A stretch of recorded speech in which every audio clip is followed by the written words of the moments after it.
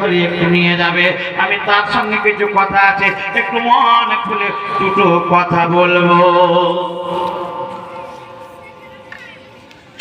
মাইশার বলে দিনের পরে দিন, রাতের পরে রাত কেটে যায়। 10 দিন পরে গাছের নিচে থেকে ওঠার পরে আমাকে বলল, মাইশার চলো। মাইশার বলল, আমি পাগলের মতো ওনার দিকে তাকিয়েছিলাম, চেহারার কোনো পরিবর্তন ঘটেনি, কোনো রকমের কোনো অসুবিধা হয়নি। আমি বললাম, গো মোহাম্মদ, ওই একটা গির্জা ঘর দেখা যায়, ওই গির্জা ঘরের একটা রাহিব আপনাকে ডেকেছি, কে জানো কি বলবে সেটা আমি জানি না। নবী বললেন, তাই নাকি? মাইশার বলল, হ্যাঁ, একটু জেলে বড় খুশি হল। নবী আমার ধীরে ধীরে ভিতরে গেলেন। মাইশার বলেন, আমি দূর থেকে একটা ফুটো দিয়ে দৃষ্টিপাত করলাম, দেখতে থাকলাম। যেমন নবী গেলেন, মাইশার খাড়া হয়ে গেল। মাইশার তো খাড়া হয়েছিল, গির্জা ঘরের যে রাহিব সে খাড়া হয়ে গেল, কদম বসি করলো, চোখের পানিতে বুক ভাসালো। মাইশার বলে, কি বলে আমি শুনতে পাই না, কিন্তু সে রাহিব কিন্তু শুধু কেঁদে যা। আমার রহমতের নবী ঘরের ভিতর থেকে বেরিয়ে এলেন। মাইশাকে বলছে, এবার চলো রে। বলে, কোথায় যাবেন হুজুর? বলে, ওই জায়গায় যাব যেই জায়গা থেকে আমার 10খানা কাফেলার দল পূর্ব পশ্চিম উত্তর দক্ষিণ কোণায় চলে গেছে, ব্যবসা ক্ষেত্রে বেরিয়ে গেছে। চলো রে, এবার ওই জায়গাতে যাব, কাফেলার দলেরা আসবে। মাইশার বেশি হেসে বলেছিল, তা কেমনে হতে পারে হুজুর গো? ওই মালগুলো 10 দিনে সেল হবে না, ওই মালগুলো এমনিতেই লাগে 3 মাস, এবার 6 মাসের আগে সেল হবে না। বলে, হুজুর আপনাকে এখন ওই জায়গায় গিয়ে আপনি লাভবান হবেন না, চলেন আপনার একটু গোসলের পানি এনে দিই, খাবারের ব্যবস্থা করি। নবী মৃদু হেসে বললেন, না না, চলো রে, ওই চৌমহনীতে যাব যেই জায়গা থেকে কাফেলার দলদেরকে ছেড়েছিলাম। বলা যাবে না মহব্বতে? আল্লাহর নবী, দয়ার নবী কালী কামলিওয়ালা মুস্তাফা সাল্লাল্লাহু তাআলা আলাইহি ওয়াসাল্লাম আমার সেই জায়গায় পৌঁছাবে, এখনো পৌঁছায়নি। মাইশার দূর থেকে ফলো করে দেখছে কেউ আসেনি। প্রথমেই বলেছে, মানুষ মানুষের প্রতি বিশ্বাস আনতে সময় লাগে। সে মাইশা বললাম, ওগো সুন্দর একজন সুপুরুষ, আপনাকে প্রথমেই বলেছিলাম কাফেলার দলেরা এখন ফিরবে না, মাল কেমনে সেল হতে পারে? এত তাড়াতাড়ি মালগুলো সেল হবে না। নবী আমার বললেন, চলো তো। যেমনই চৌমহনীতে পৌঁছেছে, পূর্ব পশ্চিম উত্তর দক্ষিণ কোণা থেকে কাফেলার দলেরা আসতে শুরু করেছে।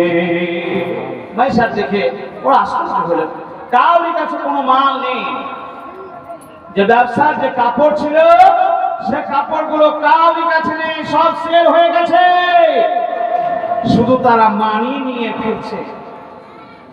মাইশার আশ্চর্য হয়ে তাদেরকে জিজ্ঞেস করলাম, কত গুণে লাভ হয়েছে, কেমন লাভ হয়েছে বল।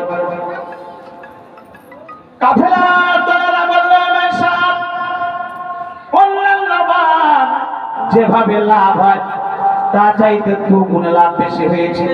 বলা যাবে কিনা জোরসে সুবহানাল্লাহ?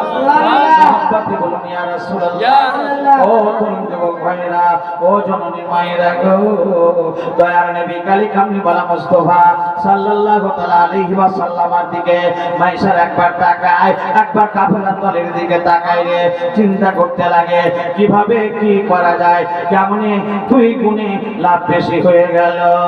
মদিনার গোলামি আমায় দে ও মুর্শিদ মোরে, মদিনার গোলামি আমায় দে।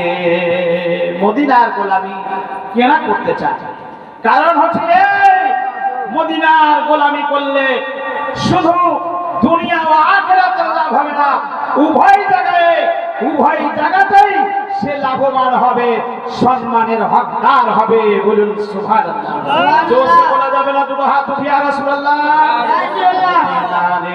গোলামি আমায় দে ও মুর্শিদ মোরে, মদিনারে গোলামি আমায় দে। গোলামে মুস্তাফা যারা সঠিক ঈমান পেল তারা, গোলামে মুস্তাফা যারা সঠিক ঈমান পেল তারা, সেই আমার নসিব করে দে ও মুর্শিদ মোরে। মদিনারে গোলামি আমায় দে, মদিনারে গোলামি আমায় দে ও মুর্শিদ মোরে। মদিনারে গোলামি আমায় দে। সোনা চাঁদি কিছু চাই না, চরণ ধুলিয়ে কামনা। বলা যাবে না? সোনা চাঁদি কিছু চাই না, চরণ ধুলিয়ে কামনা। মওলা আলীর সাথে কাহায়া মাই দে ও মুর্শিদ মোরে। মদিনারে গোলামি আমায় দে।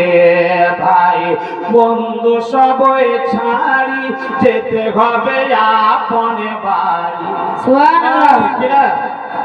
ওই যে বাড়ির জন্য আজকে জালসা দিয়েছে, যে কবরের জন্য আজকে জালসা দিয়েছেন, যে জায়গার জন্য বলছেন যে আরো কিছু জায়গা কিনতে হবে, আস্তে আস্তে কবর পরিপূর্ণ হতে চলেছে, সেই জায়গাতে সঙ্গে কেউ যাবে না। ভাই বন্ধু সবই ছাড়ি যেতে হবে আপনে বাড়ি। আরে ভাই বন্ধু সবই ছাড়ি যেতে হবে আপনে বাড়ি। সওয়াল জবাব সহজ করে দে ও মুর্শিদ মোরে। মদিনারে গোলামি আমায় দে, মদিনারে গোলামি আমায় দে ও মুর্শিদ মোরে। মদিনারে গোলামি আমায় দে। সুবহানাল্লাহ। পশ্চিম উত্তর দক্ষিণ কোণা থেকে সবাই হাজির হয়ে গেল। নবী এখনো কাউকে কিছু বলেননি। মাইশা বড় আশ্চর্য হয়ে একবার নবীর দিকে দেখছেন, একবার কাফেলার দলের দিকে দেখছেন। মনে মনে করছে আল্লাহ গো, কেমনে এমন তাড়াতাড়ি মাল সেল হয়ে গেল, কিভাবে হয়ে গেল, আবার দুগুণে লাভ বেশি হয়েছে, কেমন করে লাভ হয়ে গেল। তাহলে এই মহামানব প্রথমে যেটা বলেছিলাম, আমি সব মালের দিকে দৃষ্টিপাত করেছি, মালের দিকে তাকিয়েছি, এই মাল চেয়ে দেখবে দাম বেশি হলেও কিনে নেবে। এই জন্য মালগুলো সেল হয়ে গেছে, হাই দামে মাল কিনে নিয়েছে। দয়ার নবী কামলিওয়ালা মুস্তাফা সাল্লাল্লাহু তাআলা আলাইহি ওয়াসাল্লাম বললেন, এই কাফেলার দলেরা, তোমাদের সালারি কত গো, তোমাদের মজুরি কত, তোমাদের বেতন কত? সেই কাফেলার দলেরা নিজেদের বেতনের কথা বলল। নবী বললেন, শোনো, তোমাদের লাভের পরিমাণ যেহেতু বেশি হয়েছে, ফলে তোমাদের বেতনের হার আমি কিছুটা বাড়িয়ে দিলাম। যাও, তোমাদের সালারি আমি বাড়িয়ে দিলাম। যেমনই এই কথা বলা, সেই কাফেলার দলেরা আল্লাহর নবীর দিকে তাকিয়েছে। মনে রাখবেন, কিছু কান্না আছে খুশির কান্না, কিছু কান্না আছে দুঃখের কান্না রে। কাফেলার দলেরা আল্লাহর নবীর দিকে তাকিয়ে তাকিয়ে দেখে, চোখ ভরা পানি, নবীকে কিছু বলতে পারে না। আল্লাহর নবীর দিকে তাকিয়ে তাকিয়ে ওই কাফেলার মানুষগুলো সবাই উত্তর দিকে মুখ করে হাত দুটো তুলে বলে, আল্লাহ, এইরকম মহামানব যদি মক্কার বাদশা হয়ে যায়, মক্কায় কেউ গরিব বলে থাকবে না। সুবহানাল্লাহ। এই রব্বুল আলামিন, এই মানুষটা যদি মক্কার বাদশা হয়ে যায়, মক্কাতে কেউ গরিব বলে থাকবে না, কেউ অসহায় বলে থাকবে না। রব্বুল আলামিন, এই মানুষটাকে তুমি মক্কার বাদশা বানিয়ে দাও। এই বলে তারা নিজের নিজের বাড়ির দিকে ফিরবে।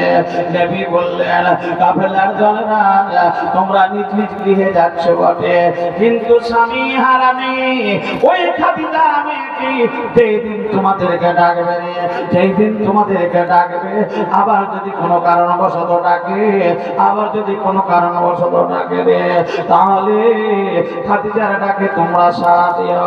সবাই বললো, হে মহামানব, ঠিক আছে, সেই দিন আমরা সাড়া দিয়ে দেব। ও তরুণ যুবক ভাইরা, ও জননী মায়েরা, গায়েবের সংবাদদাতা নবী মুহাম্মদুর রাসূলুল্লাহ সাল্লাল্লাহু আলাইহি ওয়াসাল্লাম। আঙ্গুর আছে, নিলাম করবে? আচ্ছা শুনুন শুনুন, আঙ্গুরটা আস্তে আস্তে আনলেন, কিনে আনলেন। ওই কোন মেয়েদের কাছ থেকে দুটো মোরগ চেয়ে আনেন তো, দেখি দিয়েছে। আপনি এই গাড়ি মানুষ, এই গাড়ির মানুষ, যান দেখেন, লিখিয়ে দেবে, দেখেন। ভয় লাগছে? ভয় করিয়েন না, যান, ইনশাল্লাহ যান। আরে এদিকে যান না, এদিকে যান। মেয়ে দেখে ভয় করছে গো, পালিয়ে গেল বাবা।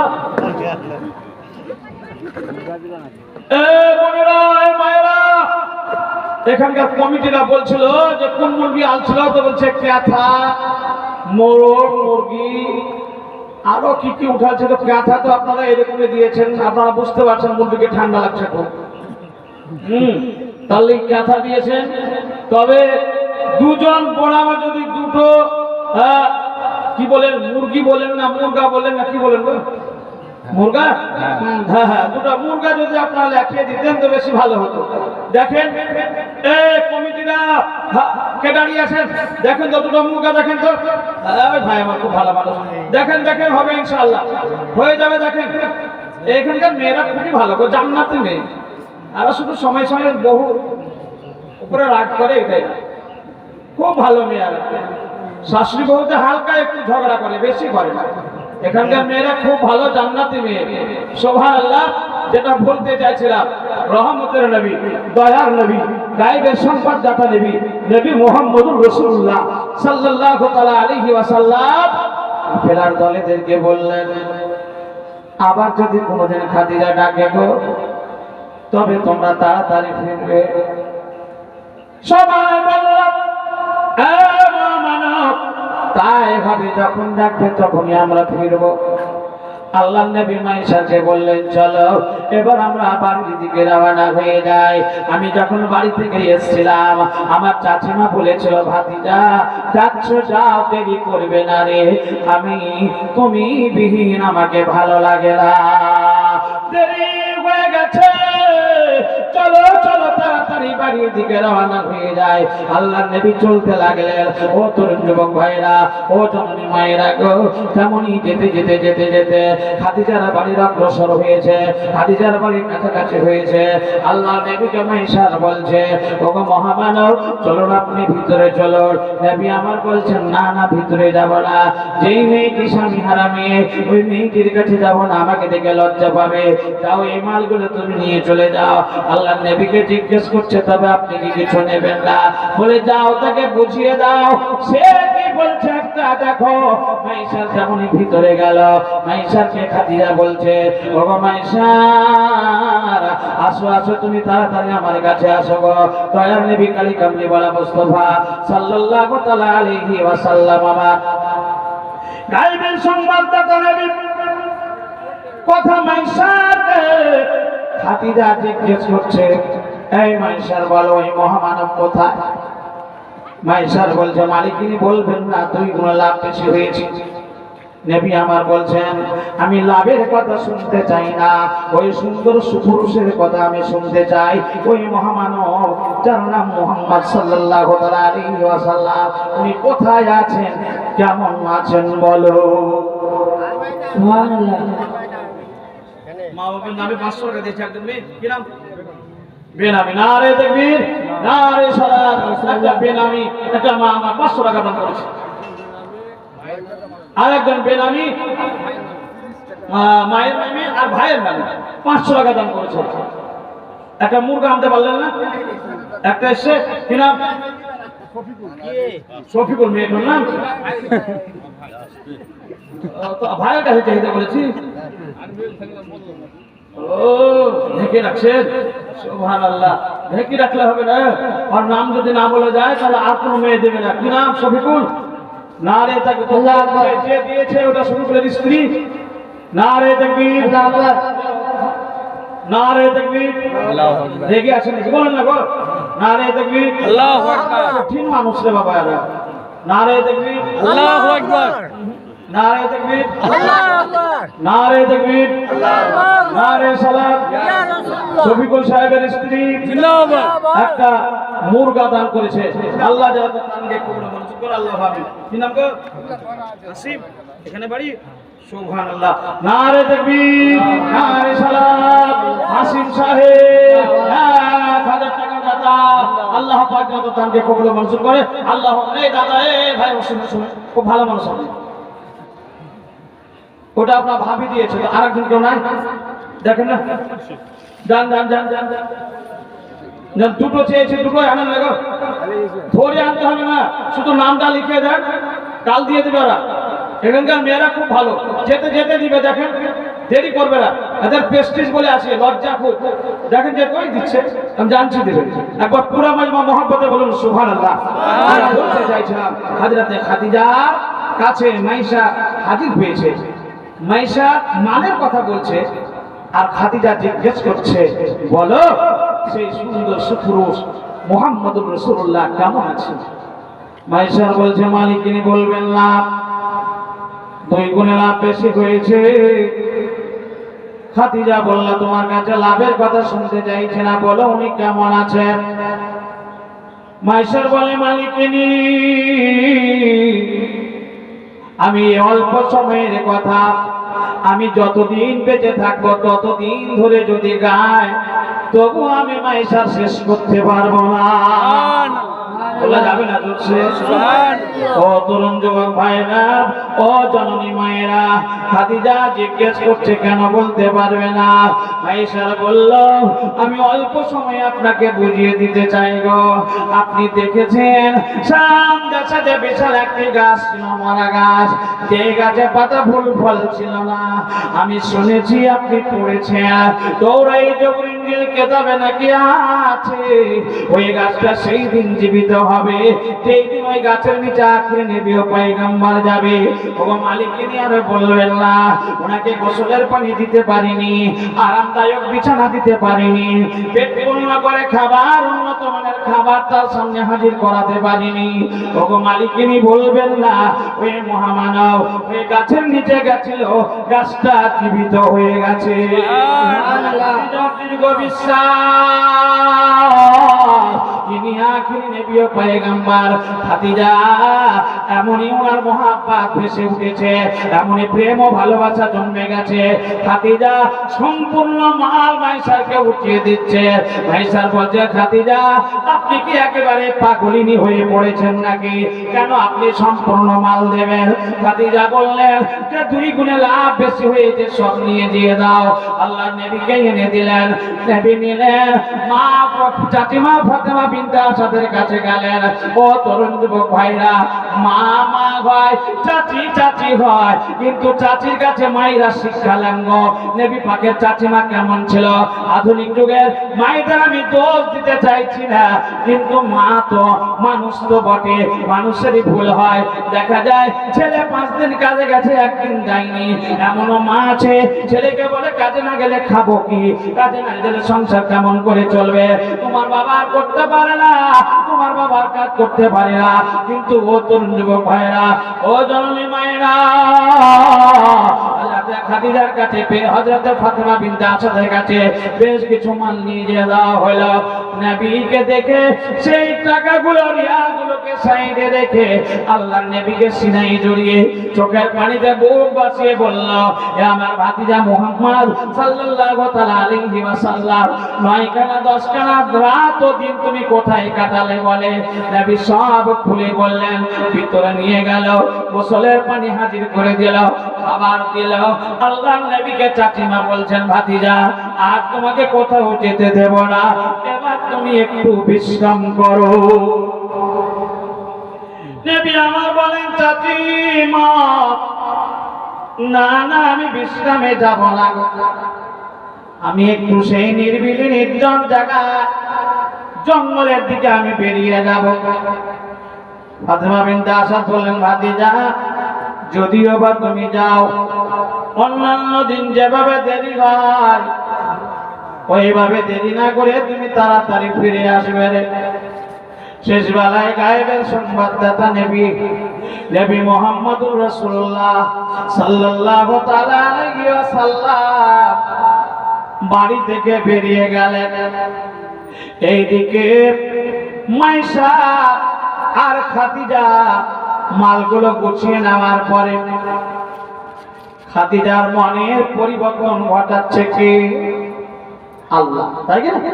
আপনার আমার মনের পরিবর্তন ঘটে কে? আল্লাহ ছাড়া কেউ ঘটাতে পারবে না।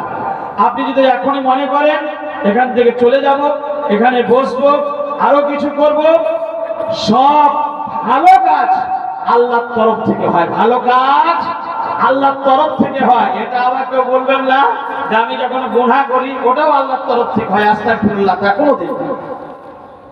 ভাইরা আমার, যেটা বলতে চাইছিলাম, দয়ার নবী কালিকামলিওয়ালা মুস্তাফা সাল্লাল্লাহু তাআলা আলাইহি ওয়াসাল্লাম বাড়িতে ফেরার পরে খাদিজার মনের পরিবর্তন ঘটেছে। খাদিজা মনে মনে করছে, আল্লাহ, প্রথম স্বামী মারা গেছে, দ্বিতীয় স্বামী মারা গেছে, মনে মনে করেছিলাম তৃতীয় নম্বরে কাউকে স্বামী বানাবো না। সে যদি মারা যায় আমার মতো কলঙ্কিনী মেয়ে মক্কার সরজমিনে কেউ হবে না। ফলে এ আশা করে, এ আশাধারিণী হয়ে আমি রাতের পরে রাত, দিনের পরে দিন কাটিয়েছিলাম। কিন্তু সামনে এমন একজন সুপুরুষকে পেলাম যাকে আমি নিজের কাছে পেলে যেন মনে হয় আরো আমার পরিবর্তন ঘটবে গো রব্বুল আলামিন। তবে বিয়ের কথা কাকে বলা যায়? উনি মনে মনে করলেন, খবর নিলেন যে নবী পাকের একটা ফুফু সুফিয়া নামক, তার বাড়ির কাছে বাড়ি ছিল খাদিজার বাড়ি থেকে একটু দূরে। হযরতে খাদিজা সুফিয়াকে আওয়াজ দিলেন, কাউকে ডাকতে পাঠালেন বিয়ের কথা বলার জন্য। হযরতে খাদিজা সুফিয়াকে ডাকার পরে বিয়ের কথা বলতে যাবে, মুখ বন্ধ করে নিলেন। খাদিজা জ্ঞানী মেয়ে ছিল। খাদিজা মনে মনে করল, কারণ বশত যদি বিয়ে না হয়, এক কথা থেকে দু কথা হবে, এক কান থেকে 10 কান হবে। মেয়েদের একটা ভালো অভ্যাস, আগে মেয়েদের মধ্যে ছিল, এখন ছেলেদের মধ্যেও হয়েছে। মেয়েরা আগে বলতো, বোন তোকেই বলছি, আর কাউকে বলিস না, হয় না? হয় না? কিন্তু এখন মনে হয় চায়ের দোকানে ওই রকম আমাদের মতো পুরুষগুলো করে। ভাই শুনবে, তোকে আপন ভেবে বলছি, তো কাউকে বলিস না। ও আবার কাউকে বলছে, ও তরুণ যুবক ভাইরা, এটা মেয়েদের ভালো অভ্যাস ছিল, তোকে বাড়িতে পেয়েছি বলে তোকে বাড়িতে বলছি, তো কাউকে বলিস না। সে ট্যাপের গোড়াতে যাবে, পানি নেবে আর বলবে, এই ট্যাপের কাছে পানি নিতে এলাম বলে তোকেই বলছি, আর তো কাউকে বলিস না। এইভাবে দেখা যায় আস্তে আস্তে পুরো কদমতলির মানুষ জেনে বসে। সেই মেয়েটা বলছে, আমি তো একজনকেই বলেছিলাম, ও বলছে আমি একজনকেই বলেছিলাম, ও বলছে আমি একজনকেই বলেছিলাম। আস্তে আস্তে পুরো গ্রামবাসী জেনে যায়। ও জননী মায়েরা, কিন্তু খাদিজা তো বুদ্ধিজীবী মেয়ে, খাদিজা প্রভাবশালী মেয়ে, খাদিজা মক্কার বিচারক একজন মেয়ে, খাদিজা সিংহাসনে বসে বিচার করে। খাদিজা মনে মনে করল, সুফিয়াকে যদি বলে দিই, যদি বিয়ে না হয়, আস্তে আস্তে সবাই জেনে যাবে, লজ্জায় লজ্জিত হব। আমার চাস্তো ভাই নফিল একবার নয়, দুবার নয়, বহুবার পত্র পাঠিয়েছে, চিঠি পাঠিয়েছে বিয়ে করার জন্য। আমি পত্র গালা কেছে পায়ের নিচে রকিয়ে ফেলে দিয়েছিলাম, এই শুনো শুনো নফিল, তোমাকে কেন, আমি কাউকে বিয়ে করব না। নফিল বলেছিল, খাদিজা, আমার ধনের কমি নাই রে, তোর ধনের কমি নাই, কিন্তু আমাকে যদি তুমি বিয়ে করো, আমাদের উভয়ের ধন নিয়ে আমি বিশ্বের মধ্যে 1 নম্বরে ধনী হব। খাদিজা, আমি তোমাকে স্বেচ্ছায় বিয়ে করতে রাজি। প্রথম স্বামী মারা গেছে, দ্বিতীয় স্বামী মারা গেছে, তৃতীয় নম্বরে আমাকে স্বামী বানিয়ে নাও রে। নফিল একবার নয়, দুবার নয়, বহুবার চিঠি দিয়েছিল। খাদিজা বলেছিল না না, আমি আর কাউকে বিয়ে করবো না। প্রথম করেছি, দ্বিতীয় করেছি, তৃতীয় নম্বরে কাউকে স্বামী বানাবো না। এভাবে রাতের পরে রাত কাটিয়েছিলাম। সুফিয়াকে যদি বলে দিই, যদি বিয়ে না হয় লজ্জায় লজ্জিত হয়ে পড়বো। সুফিয়া বলছে কেন ডেকেছিলে? বলে যার জন্য ডেকেছিলাম ওই কথা আর বলবো না, কাজ হয়ে গেছে। না না, আর বলতে হবে না। সুফিয়া ছাড়বে না, খাদিজা বলবে না। যাই হোক বুঝিয়ে তাকে পার করে দেওয়া হলো। কিন্তু খাদিজার তো মনে এলোমেলো হয়ে গেছে, খাদিজা বেকার হয়ে পড়েছে। খাদিজা প্রেমের দেবে, এক পথে নবীর মহব্বতে ভালোবাসায় তৌরাত জবর ইনজিল কিতাবের দিকে ফলো করে আখেরি নবী ও পয়গম্বরকে চিনার পরে উনি আর থামতে পারলেন না। শেষ বেলায় মাইশারকে ডেকে বলল, এই মাইশা, তুমি আমার বাড়ির হেড ম্যানেজার ছিলে, তোমাকে ওই মহামানবের গোলাম বানিয়ে দিয়েছিলাম। কিন্তু জেনে না, আজকে এমন এক কথা আমি ব্যক্ত করতে চাইছি, এমন একটি কথা তোমাকে বলতে চাইছি, তোমার মধ্যে আমার মধ্যে সীমিত থাকবে, এক আল্লাহ জানবে। যতক্ষণ অব্দি কাজ না হবে পৃথিবীর যেন কেউ না জানে। মহাব্বতে বলুন সুবহানাল্লাহ। বললাম মালিক গো, এমন কি কাজ, এমন কি কথা আপনি বলবেন যে কথা আপনার মধ্যে আমার মধ্যেই থাকবে, আপনার মধ্যে আমার মধ্যেই যেন সীমিত থাকে, কোনো জায়গায় আমি বলবো না। বলুন বলুন, আপনি কি বলতে চাইছেন? এইভাবে চাপ সৃষ্টি করে কোনোদিন আপনি কোনো কথা বলেননি। আজকে এত চাপ কেন গো? আজকে কিসের জন্য বলছেন? নাম মনিরুল ইসলাম। নারে তাকবীর, আল্লাহু আকবার, নারে সালাত, রাসূলুল্লাহ। মনিরুল ইসলাম সাহেব 500 টাকা দাতা। আল্লাহ যেন তার মা বাপকে জান্নাত নসিব করে। দোয়া করে দেবো ইনশাআল্লাহ। যেটা বলতে চাইছিলাম ভাই আমার, মাইকে চেঁচাচ্ছি তো, যখন সামনে এসে কেউ বলছে আওয়াজটা কানে আসছে না, ফলে পুনরায় জিজ্ঞেস করতে হচ্ছে। মাইকের আওয়াজ বিশাল আওয়াজ। ভাইরা আমার, যেটা বলতে চাইছিলাম, দয়ার নবী কামলিওয়ালা মুস্তাফা সাল্লাল্লাহু তাআলা আলাইহি ওয়াসাল্লামের জন্য খাদিজা মাইশাকে বলছে, মাইশা শোনো, যে মহামানব আমার বাড়ি থেকে বিদায় দিল, যার কথা তুমি বলছিলে যে সে গাছের নিচে গেছিল, গাছটা জীবিত হয়ে গেছে, পাতা ফুল ফল দিয়েছে। যে মহামানবের কথা তুমি বলছিলে, গরম বালুর উপরে পা রেখেছিল, বালুগুলো শীতল হয়ে যেতেছিল, পাথরের উপরে পা রেখেছিল, পাথরগুলো নরম হয়ে তুলতুলোর মতো হয়ে গেছিল। যে মহামানবের কথা বলছিলে, খেজুর পাতার লঙ্কাগুলো হিলে হিলে খাওয়া দান করতেছিল। যে মহামানবের কথা বলছিলে, উপর থেকে যেন মনে হচ্ছে চারজন ব্যক্তি একটা চাদর ধরে ছায়া দান করতে আছে, সেই মহামানবকে যেন রৌদ্রের তাপমাত্রা গায়ে না লাগে বলে। মাইশা, যে মহামানবের কথা বলছিলে, ওনার শরীর থেকে এমন একটা ঘ্রাণ বের হচ্ছে, এমন একটা খুশবু বের হচ্ছে, যে খুশবু আমার দরবারে নাই, যে খুশবু মক্কার কোনো দরওয়াজায় নাই, যে খুশবু মক্কার কোনো বাড়িতে নাই। মাইশা শুনো শুনো, সেই মহামানবের কথা, একটা কথা বলবো, এখনই তোমাকে পৌঁছাতে হবে। মাইশা বলল, বাবা মালিকিনী বলুন, আপনি কি বলতে চাইছেন? আপনার জন্য আমার জান হাজির আছে, আপনি কি বলবেন বলুন। শেষ বেলায় খাদিজা বলল, মাইশা যুবকের কাছে যাও, শর্টে বলবে ওই যুবক যদি আমাকে বিয়ে করতে রাজি হয়, আমি খাদিজা তাকে বিয়ে করব। মহাব্বতে বলুন সুবহানাল্লাহ, সুবহানাল্লাহ। বলুন ইয়া রাসূলুল্লাহ, ইয়া রাসূলুল্লাহ। বেনামি 1700 টাকা, 17, 18, 19, 20, 300 টাকা দিবে না? দিয়ে দাও, তাহলে 2000 টাকা হবে। দাও ভাই, কি করো তুমি? আল্লাহ তোমাকে ভালো রাখো। লেবারি কাজ করে তুমি 2000 টাকা দান করছো। 500 টাকা শফিকুল আলমের। ও, আর এই 1700 টাকা কে দিয়েছে? ও আচ্ছা, ঠিক আছে, ঠিক আছে, ঠিক আছে, যাও। নারে তাকবীর, নারে সালাত, সুবহানাল্লাহ। কয়জন মিলে 1700 টাকা দিয়েছে, আর শফিকুল ভাই আমার 500 টাকা দিয়েছে। আল্লাহ যেন তার দানকে কবুল ও মঞ্জুর করে। আল্লাহু আমিন।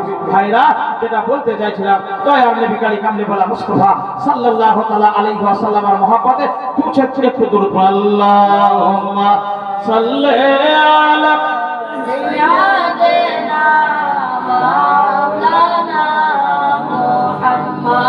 আলা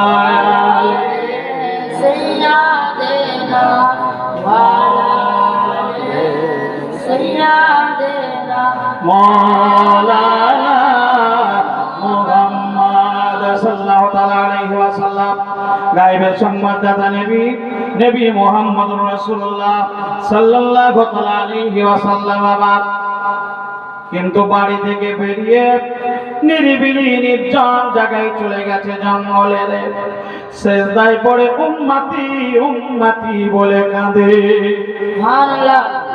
এদিকে খাদিজা মাইশাকে ডেকে বলে মাইশা প্রথম দ্বিতীয় স্বামী মারা গেছে, তৃতীয় কাউকে স্বামী বানাবো না মনে করেছিলাম, কিন্তু এমনই একজন সুপুরুষকে পেয়েছি, এমনই একজন মহান ব্যক্তিকে পেয়েছি রে, তুমি শটে তার কাছে শুধু কথা নিয়ে নেবে, যদি সে আমাকে বিয়ে করে আমি তাকে বিয়ে করতে রাজি আছি। সুবহানাল্লাহ। বলা যাবে না জোরছে? সুবহানাল্লাহ। হে মাইশা যাও রে, আর দেরি করিও না, তাড়াতাড়ি যাও, জিজ্ঞেস করে নাও সে যদি আমাকে বিয়ে করে আমি তাকে বিয়ে করতে রাজি আছি গো। মাইশার বললাম মালিকিনি আপনি কি একেবারে পাগলিনী হয়ে পড়েছেন? আপনার চাস্তো ভাই নামাফিল কতবার টিপি দিল, মক্কার ধনী ধনী ঘরের ছেলেরা আপনাকে বিয়ে করার জন্য পাগলা হয়ে আছে। আমি যেটা খোঁজ নিলাম যে মহামানব আমাদের বাড়িতে ছিল, মা নাই বাবা নাই, চাচা চাচা চাচা চাচির বাড়িতে বাস করে, আর তার আপন বাড়িও নাই। দয়ার নবী কালী কামলি বলা মুস্তাফা সাল্লাল্লাহু আলাইহি ওয়াসাল্লামের কথা খাদিজা মাইশাকে ডেকে বলল মাইশা রে, আমি যেটা বুঝি সেটা তুমি বুঝো না, সুবহানাল্লাহ। আমি যেটা জানি সেটা তুমি জানো না, আমি তোমার মালিকিনী তুমি আমার গোলাম, আমি যেটা বলছি সেটা তুমি শোনো। চলতে লাগলো, মাইশার দেখলো না গেলে কোনো উপায় নাই, শেষ বেলায় বলল এ মাইশার শোনো রে, বিয়ের কাজ যদি সম্পূর্ণ হয়ে যায় দেরি করবে না, শুভ কাজে দেরি চলবে না, তবে শোনো তোমার মোটা অঙ্কের তোমাকে পুরস্কার দেওয়া হবে। মাইশার বাড়ি থেকে বেরিয়ে গেল, চলতে শুরু করলো, আবু তলিবের বাড়িতে আওয়াজ দিল, ভিতর থেকে আওয়াজ এলো কে গো? আল্লাহর নবী দয়ার নবীর খোঁজে যে এসেছিল মাইশার। মাইশার বলল গো আবু তলিব, আমি সে খাদিজার বাড়ির একজন গোলাম, আমার নাম হচ্ছে মাইশা। সুবহানাল্লাহ। আবু তলিব বলছে কিসের জন্য এসছো? শেষ বেলায় দয়ার নবী কালী কামলি ওয়ালা মুস্তাফা সাল্লাল্লাহু তাআলা আলাইহি ওয়াসাল্লাম চাচা বলল এ আবু তলিব, এ মাইশা, তোমার যদি এখনই দরকার হয় তবে তোমাকে জঙ্গলে যেতে হবে। কি নাম আপনার? গোলাম রসুল সাহেব। নারে তাকবীর, নারে সালাত, গোলাম রসুল সাহেব 1000 টাকার দাতা ওনার মা বাবার নামে দিয়েছে। বাপজি আমার বয়স্ক মানুষ, কতদিন পূর্বে মা বাবা মারা গেছে, আল্লাহ এই দানের বাদাওলাতে তুমি তার মা বাপকে জান্নাত নসিব করিও। আর একজন ভাই আমার 100 টাকা দিয়েছে, একটু দোয়া করুন। আল্লাহু আমিন। আল্লাহুম্মা সাল্লি আলা সাইয়্যিদিনা ওয়া শাফিঈনা মাওলানা মুহাম্মাদিন ওয়া বারিক ওয়া সাল্লিম সালাতাম ওয়া সালামান আলাইকা ইয়া রাসূলুল্লাহ। রব্বুল আলামিন গোলাম রসুল বাপজি আমার 1000 টাকা দিয়েছে, আর পূর্বে একটা ছেলে 1700 টাকা এবং নিজের পকেট থেকে 500 টাকা দিয়েছে। একজন দাদা ভাই আমার 100 টাকা দিল, আর পূর্বে কয়েকজন মা বোনেরা আমার দিয়েছে। একজন মেয়ে একটা মোরগ দান করেছে, ইনশাআল্লাহ আর একটা হয়ে যাবে।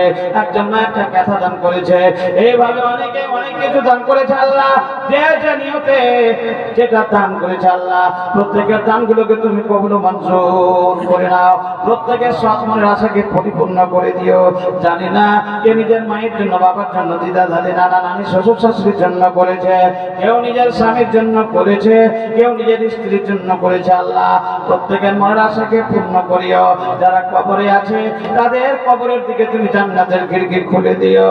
এ আল্লাহ কবর নিজেই বলে আমি একটা জুলুমের ঘর, আমি একটা অত্যাচারী ঘর, আমার ঘরে শুধু সাহাপারে কিছুর বাস।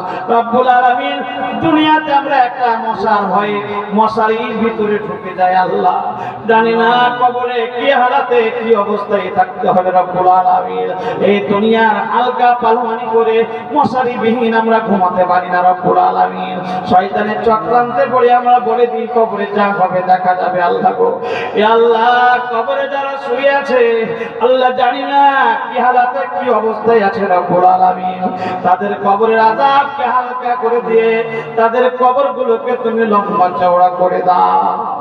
আল্লাহ, জানি না কে বাবার জন্য ঘাত উঠিয়েছে, মায়ের জন্য ঘাত উঠিয়েছে, ছেলের জন্য, স্বামীর জন্য, স্ত্রীর জন্য হাত উঠিয়েছে। আল্লাহ, এই হাতের আমিনগুলোকে কবুল করে প্রত্যেকের সৎ মনের আশাকে পূর্ণ করো। জলসা কমিটি তুমি মনের আশাকে পূর্ণ করো, দুশ্মন কদম দলে করো। সুবহানা রাব্বিকা রাব্বিল ইজ্জাতি আম্মা ইয়াসিফুন ওয়া সালামুন আলাল মুরসালিন ওয়ালহামদুলিল্লাহি রাব্বিল আলামিন। আমিন আমিন। বাহাক্কে লা ইলাহা ইল্লাল্লাহু মুহাম্মাদুর রাসূলুল্লাহ সাল্লাল্লাহু আলাইহি ওয়াসাল্লাম। রহমতি বরস রহি है फिजा खुशगवार है, फिजा खुशगवार है। रहमत बरस रही है,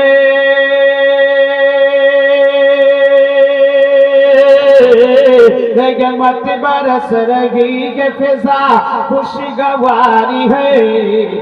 जलसा कदम तुली में आज बड़ा शानदार है, बड़ा शानदार है।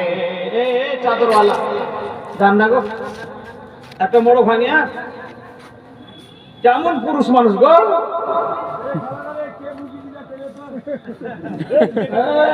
সুবহানাল্লাহ। যান দেখেন, দেখেন একটু মহব্বতে বলেন, যান দেখেন, আরেকজন দিয়ে দেবে একজন। যতক্ষণ অবধি না হবে আপনি আসেন না, আপনি ওই জঙ্গলে থাকেন, আসতে হবে না যতক্ষণ অবধি না হবে। ভাইরা আমার, যেটা বলতে চাইছিলাম, দয়ার নবী কালী কামলে বালা মুস্তাফা সাল্লাল্লাহু তাআলা আলাইহি ওয়াসাল্লামের জন্য আবু তালিব মাইশাকে বলল, মাইশা, এখনই যদি আমার ভাতিজা মুহাম্মাদের সঙ্গে দরকার আছে তবে তোমাকে জঙ্গলে যেতে হবে, আর যদি সময় নাও তবে বাড়ির ভিতরে আসো, বসো, কিছুক্ষণের মধ্যে বাড়িতে উনি ফিরবেন। মাইশার মনে মনে করল, মালিকিনী আমাকে বুঝিয়ে পাঠিয়েছে যে দেরি করা চলবে না, বলে তাড়াতাড়ি আমি জঙ্গলে যাব। শেষবেলায় মাইশা জঙ্গলের দিকে হাঁটতে শুরু করলেন। জঙ্গলে গিয়ে দেখছে সুন্দর একদম সুপুরুষ দয়ার নবী, মায়ের নবী সেজদায় পড়ে আছেন। রব্বি হাবলি উম্মতি, রব্বি হাবলি উম্মতি, রব্বি হাবলি উম্মতি বলে কাঁদছে। চোখের পানিতে বুক ভাসিয়ে আল্লাহর নবী সেজদায় পড়ে আছেন। মাইশার সামনে আল্লাহর নবী সেজদা থেকে মাথা উঠালেন, মাইশার সামনে গেল, যাওয়ার পরে বলল, ওগো মহামানব, আজকে এমনই পায়গাম নিয়ে আপনার কাছে এসে হাজির হয়েছি। আপনি এই পায়গামের কথা শুনলে, এই সুখবর শুনলে আশা রাখছি আপনার কোনো দুঃখ ব্যথা বেদনা থাকবে না। সুবহানাল্লাহ। নবী আমার বলেন, মাইশা রে, এমন কি তুমি খুশির পায়গাম নিয়ে এসো? তুমি কি জানো না আমি জন্মের পূর্বে বাবাকে হারিয়েছি? তুমি কি জানো না 6 বছর 4 মাস বয়সে মাকে হারিয়েছি? তুমি কি জানো না 8 বছর বয়সে দাদুকে হারিয়েছি রে? বলে আমাকে কে আমার এই মুখে হাসি ফোটাবে? তুমি এমন কি বলতে চাইছো বলো? জানেন এই আলী আছেন তো বলেন, ঝানু শেখের ঝাটু কুঙ্গাইরু। সুবহানাল্লাহ। নারে তাকবীর, আল্লাহু আকবার, নারে সালাত, ঝাটু শেখের স্ত্রী, জিন্দাবাদ, মুরগার দাতা। সুবহানাল্লাহ। এই হ্যালো হ্যালো, আর হবে না? মরে গেছে, মুরগি মরে গেছে। মরে গেছে, সুবহানাল্লাহ। আরে মরে গেছে তো শুনেন, কালকে তো দিবে কমিটি বলছে, তবে যারা কমিটির স্ত্রীরা এসছেন ওদের কাছে আগে নেবে। হ্যাঁ, কাল দেবে ইনশাআল্লাহ। তবে কমিটির দাদা ভাই এবং সামনে যারা বসা সবাই একটু বলে দিয়ে না, আপনাদের ভয় দেয় না, ওদের মন চাইছে দিব, কিন্তু পুরুষের মধ্যে কিছু পুরুষ সুবহানাল্লাহ চাল লাগতো। হ্যাঁ, পাঁচুন নিয়ে রেডি, ষাটটিও দেখো পাঁচুনি বলেন না, আমাদের দিকে লাঠি বলে।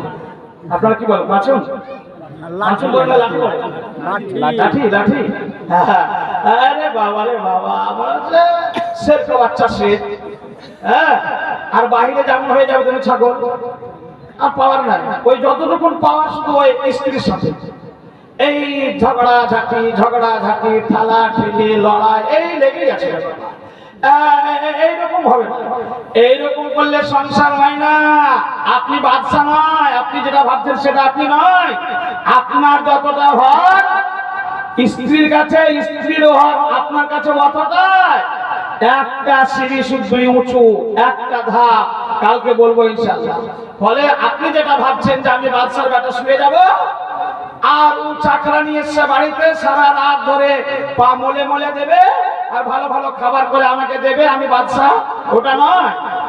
কালকে শোনাবো স্ত্রী কাকে বলে। খোদার কসম করে বলি, যার স্ত্রী চলে গেছে তাকে একবার জিজ্ঞেস করুন, তাকে জিজ্ঞেস করুন। আর আপনি আমি তো দূরের কথা, নবী পাক ঘন্টার পরে ঘন্টা খাতিজার কবরে পাশে দাঁড়িয়ে দাঁড়িয়ে কেঁদেছে। খোদার কসম করে বলি, যিনাকে জান্নাতুল মুআল্লায় কবর দেওয়া হয়েছিল, কালকে শোনাবো ইনশাআল্লাহ। ঘন্টার পরে ঘন্টা নবী কেঁদেছে, দোয়া করেছে স্ত্রী আর না। খোদার কসম করে বলি, স্ত্রী না হলে আপনি এই দুনিয়াবি কোন সমাজে এক সেকেন্ড আপনি তৃপ্তি পাবেন না, শান্তি পাবেন না। শান্তি কাকে বলে? সব উড়ে নিস্তনাবুদ হয়ে যাবে, হারিয়ে যাবে, শেষ হয়ে যাবে। যতটুকু পালওয়ানি ছিল সব শেষ হয়ে যাবে, মনে রাখবেন। তবে একটা কথা মনে রাখবেন ভাইয়েরা আমার, উভয়েরই দোয়া কবুল হয়। আপনি স্বামী, আপনার স্ত্রী মারা গেছে, আপনার জবান থেকে যদি শুধু বের হয় আল্লাহ আমার স্ত্রী আমার জন্য ভালো ছিল, আপনার স্ত্রী জান্নাতি হবে, বলা যাবে না জোরসে? মহব্বতে বলুন ইয়া রাসূলুল্লাহ। রাগ করছেন নাকি? স্ত্রীদেরকে ভালোবাসেন না তো বলেন জোরসে সুবহানাল্লাহ।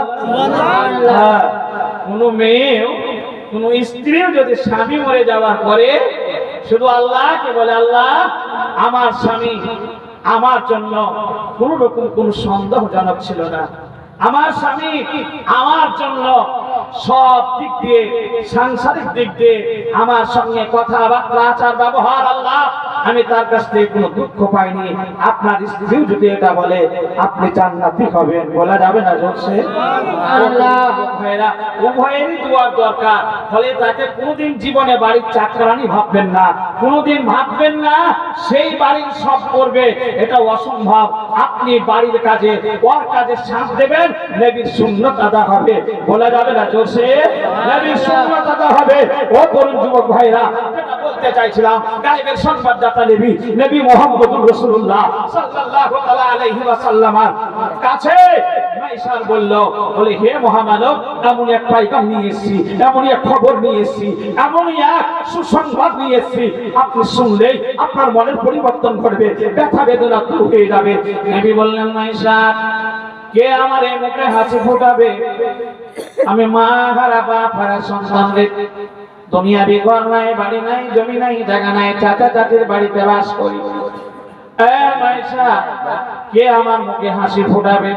মাইশা আল্লাহর নবীর দিকে তাকিয়ে তাকিয়ে বলল, ওগো মহামানব, এমন এক পয়গাম নিয়ে এসেছি, যে বাড়ি থেকে আপনি ফিরলেন, যে বাড়ি থেকে চলে এলেন, যে মেয়েটা বিশ্ব সুন্দরী মেয়ে, যে মেয়েটি তৌরাইতে ইনজিল হাফিজা মেয়ে, যে মেয়েটির হাতের লেখা বড় ভালো, যে মেয়েটি পুরো মক্কা এলাকায় বিচার করে, যে মেয়েটি সিংহাসনে বসে, যে মেয়েটি বিশাল একজন প্রভাবশালী মেয়ে গো, যে মেয়েটিকে বিয়ে করার জন্য শত শত পুরুষরা পাগলা হয়ে আছে।